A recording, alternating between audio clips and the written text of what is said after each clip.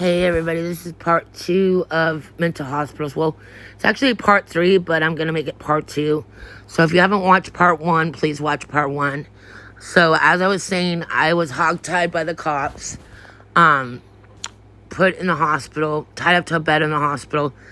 I could only go out of the bed if I went to the bathroom. I actually got out of the bed, like they untied me or whatever, and I got out of the bed. I was walking around the hospital trying to figure out what the hell was going on while I was here, all that stuff.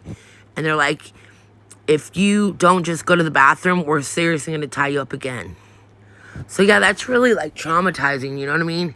And they like tied me up where I couldn't even fucking breathe, you guys. It was like all the way up to my neck and all that shit. And it was just really bad.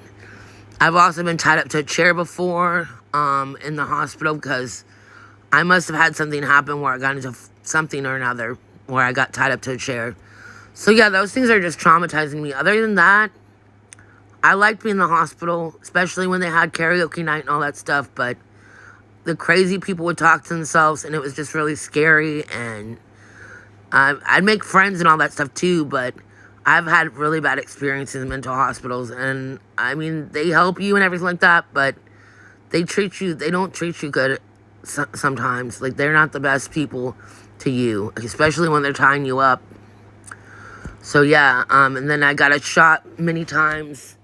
I've literally had to be talked down to get a shot before, where I've seriously, like, been fighting nurses to not give me the shot, and then finally just decided to get the shot.